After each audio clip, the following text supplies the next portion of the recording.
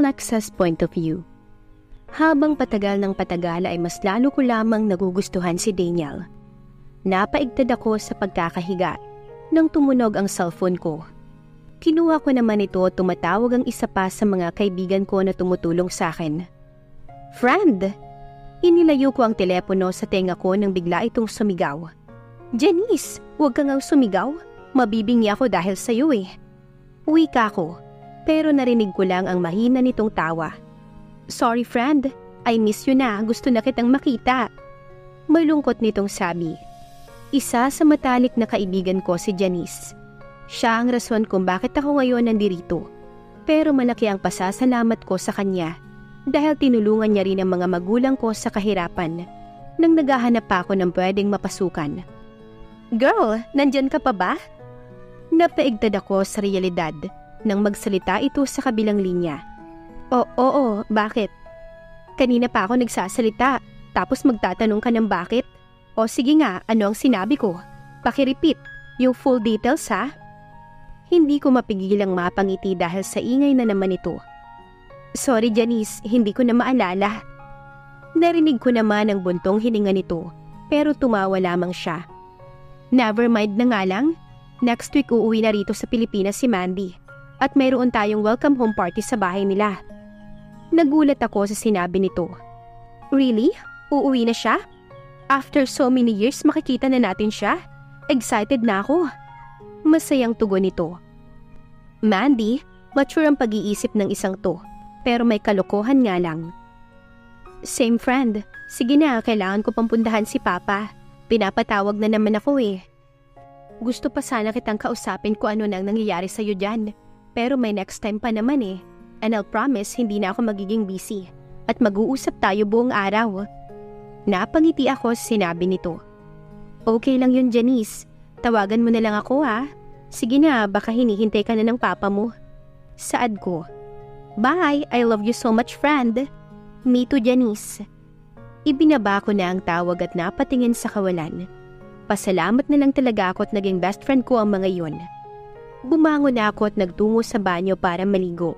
At may darating na mga bisita mamaya. Daniel's point of view.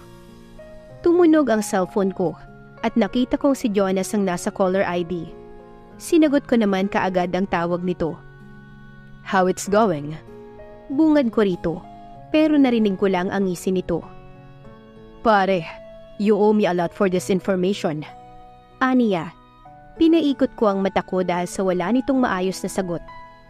Kaya nga binigyan kita ng ilang milyon Jonas. Use your mind. Sarkastiko kong sabi. Hawak ko na ang lahat tungkol sa kanya. All about from her. Hindi mahirap mahanap ang tungkol sa kanya dahil hindi naman naka-private ang mga information niya.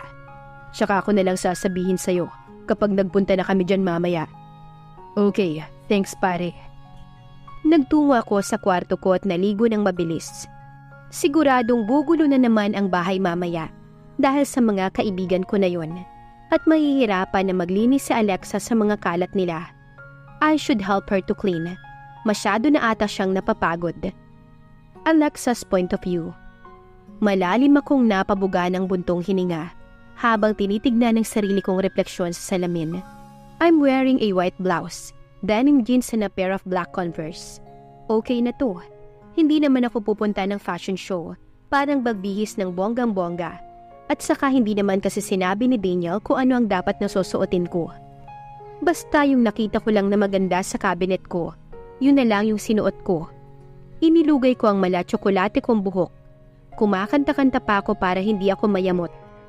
Kinakanta namin ng boy best friend ko itong I Believe. At kapag malungkot ako, pinibigyan niya ako ng bulaklak para hindi na raw ako malungkot. Naaalala ko siya kapag kinakanta ko ito. Siya lang naman ang boy best friend ko eh. Pero hindi ko na alam kung nasaan siya. 10 taon na ang nakakalipas nang huli kaming nagkita. At hindi ko man lang nagawang magpaalam sa kanya. Alam kong galit siya sa akin. At hindi ko naman siya masisisi. Umalis ako na biglaan. Hey, manahimik nga kayo. Feel at home kayo ah. Narinig ko ang sigawan sa labas. Kaya mabilis kong tinapos ang pagsusuklay ng buhok. Aba, bakit? Baka nakakalimutan mong ako ang gumawa ng designs angles at furnitures nitong bahay mo, Daniel. Tama ka dyan, Carlo. At saka tumulong din ako sa pagbubuhat, pagpipintura ng bahay mo. Kainis naman, manahimik nga kayo. Maiingayan siya sa inyo. Rinig ni Alexa na sabi ni Daniel. Halata rito ang pagkainis base sa tono ng pananalita niya. Hindi ko alam pero gumuhit ang isang ngiti sa mga labi ko. Siya? Sinong siya? Pakita mo na sa amin. Huwag mong sabihing babae na naman yan, ha? Sunod-sunod na sabi ng mga lalaki na ikinakaba ko ng todo. Naglakad ako sa pintuan at binuksan ito ng dahan-dahan. Marahan akong sumilip sa sala. Malapit lang ang maid's quarters sa kusina. At sa sala kaya madali lang kung makita kung sino ang mga bisita ni Daniel na nasa sala. Pero ganoon na lamang ang paglaki ng mga mata ko nang makita ko ang mga nagagandahang lalaki at parang mga anghel na inihulog ng itaas sa kalangitan dahil sa taglay nilang kagwapuhan. Okay, hawak garter, Alexa. Baka mamaya biglang madulas yan. Bakit ang gwapo nila? Ani ko sa aking sarili. Oo, babae siya. But she's nothing to me. Katulong lang naman siya rito. Ani Daniel. Bumigat bigla ang pakiramdam ko dahil sa narinig. She's nothing to me. Katulong lang naman siya rito. Patuloy na nagre-replay iyon sa utak ko. Ito na nga bang sinasabi ko eh. Dapat tinigil ko na noon pa lang ang nararamdaman ko para sa kanya. Dahil alam kong ako at ako lang din ang masasaktan sa dulo. Walang gana akong umupo sa gilid ng kama at nakatulala sa kawalan. Ako naman kasi si Hibang na umaasa na sana the feeling is mutual pero wala eh. Sadyang mataas talaga ang standards niya sa babae at disqualified na kaagad ako. Nasaan? Nasa kwarto mo ba? Mga pasaway, baka tulog na. Huwag niyo nang istorbohin. Bumuntong hininga ko at binalot na naman ako ng kawalang gana. Gusto kong magkulong dito sa kwarto pero baka magtanong na naman si Daniel. At saka kailangan ko rin silang asikasuhin dahil katulong nga lang ako rito. Ilang minuto pa akong nanatili sa kwarto bago ko napagpasyahang lumabas na at baka may kailangan sila. Lumabas ako sa kwarto at dire-diretsyong naglakad nang hindi ko sila tinitingnan. Pumunta ako sa kusina at kumuha ng baso at malamig na juice para gumawa ng inumin nila. Habang inaabala ko ang sarili ko sa pagsalin sa kanila ng juice. Wala akong ingay na naririnig ngayon, hindi katulad kanina, pero hindi ko nalang pinansin at mabilis na tinapos ang paglalagay ng maiinom nila. Inilagay ko sa tray ang mga baso at humarap sa kanila, pero nanatiling nakayuko ang ulo ko papunta sa sala na kung saan naroroon sila. Dahan-dahan kong inilapag ang tray sa maliit na mesa na pinagitnaan lang ng magkakaibigan. Who are you? Rinig kong tanong ng isa sa mga kaibigan ni Daniel. Doon ko naangat ang tingin ko at nakitang gulat ang kanilang mga mukhang nakatingin sa akin. Bakit ganyan ang reaksyon nila? Alexa? Kumunot ang noo ko nang tawagin niya ang pangalan ko. Tinignan ko sila isa-isa at halata sa mukha nila ang pagkagulat na hindi ko maintindihan. Paano mo nalaman ang pangalan ko? The man rose forward in confusion. Hindi mo na ba kami natatandaan? Tanong niya. Mas lalo akong nalito sa sinasabi nito. Umiling ako. Pasensya na pero wala akong alam sa mga sinasabi mo. Totoong sagot ko rito. Ngayon ko pa lang naman sila nakita. Kaya wala talaga akong alam kung anong pinagsasabi nila. Stop it, boys. Don't frustrate her. Singit ni Daniel. But Daniel, di ba? I said stop, Gerald. Mariin na tugon ni Daniel. Mabilis ko siyang tinignan. Nagulat na lamang ako na napabaling ang tingin nito sa akin. At hindi naman nagtagal ay umiwas ito ng tingin. Nagkaroon ng maikling katahimikan. Nagsimulang nagpakilala isa-isang mga kaibigan ni Daniel sa akin. I'm mysterious cutie guy, Gerald. Darwin, cousin of Daniel. Nice to see you again, beautiful girl. Nakangiti pa na saad ni Daniel. Napangiti ako nang makita siya ulit. Jonas, nice to meet you. I'm Carlo, the owner of the agricultural business. Marky, the good man and the guitarist. Tumayo sila at tatanggapin ko dapat ang mga kamay nila. Nang biglang malakas na tumikhim si Daniel, I look at him. Nagpakilala naman na kayo, hindi ba? Pwede namang hindi na makipag-shake hands, no? Hindi ko alam pero ako lang ba ang may feeling na may tono ng sarkastiko sinasabi ni Daniel? Ngumiti ng pilit ang 5 na kanalakihan at umupo na lamang. Sayang, hindi ko man lang nahawakan yung mga kamay nila. Baka swertihin ako at magkaroon na ng love life. Alexa, napabaling ako kay Daniel nang tawagin ako ng binata. Pumunta ka muna sa library at pwede pakilinis na rin yung table ko. At huwag kang lalabas ng hindi ko sinasabi. Maliwanag? Utos niya. Palihim kong naikot ang mga mata ko dahil sa sinabi niya. Inutusan ba naman ako kaagad? Tumango na lamang ako at mabilis na umakyat patungong library. Daniel's point of view. Matiim kong tinignan ang mga kaibigan ko nang marinig ko ang pagsarado ng pintuan sa itaas. Bigla akong nakaramdam ng inis nang makitang ngumingiti si Alexa sa mga ito. Someone is jolly. Matiim kong tinignan si Marky dahil sa pangaasar niya. Kaya nga, makikipag-shake hands nga lang eh. Saad ni Carlo. Tumigil nga kayong dalawa. Don't make me mad to all of you. Saad ko sa mga ito. Pero nakita ko lang ang mga ngisi nila.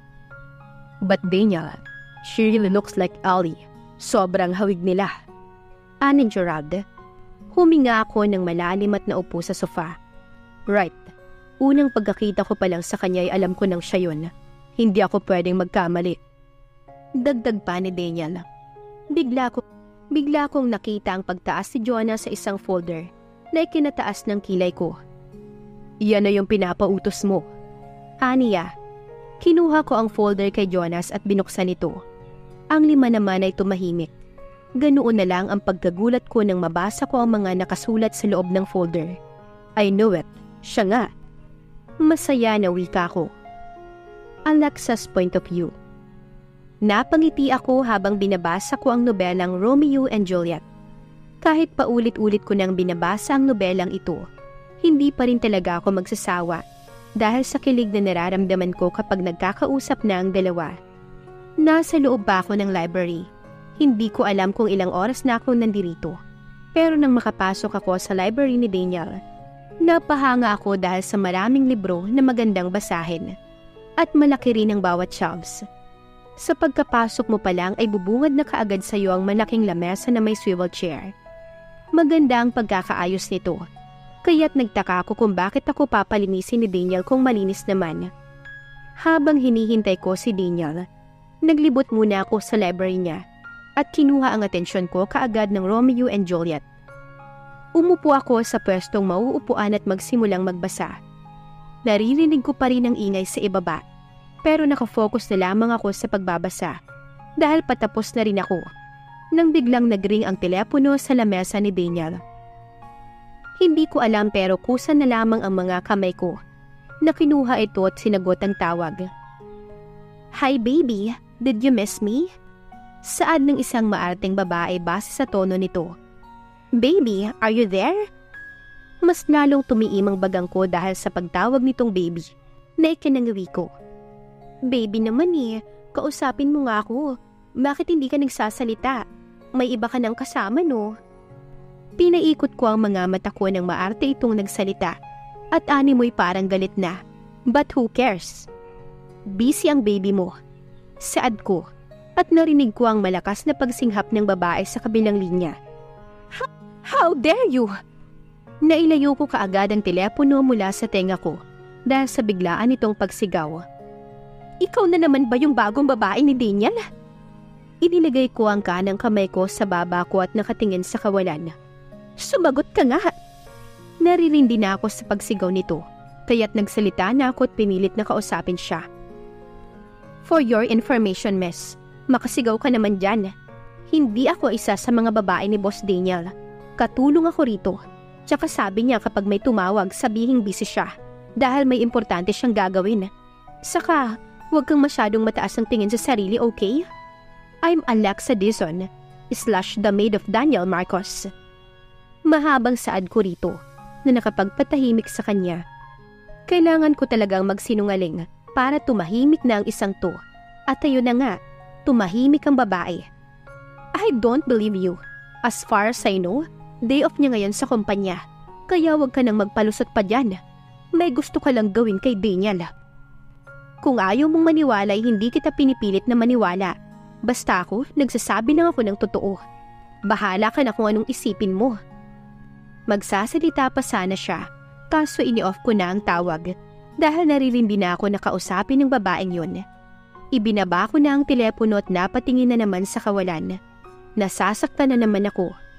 Kasi, ang kulit ng puso mo, Alexa. Sabing wag nang tumibok kay Daniel pero wala pa rin. Once na makita ko lang siya, parang nagkikipagkarirahan ka na.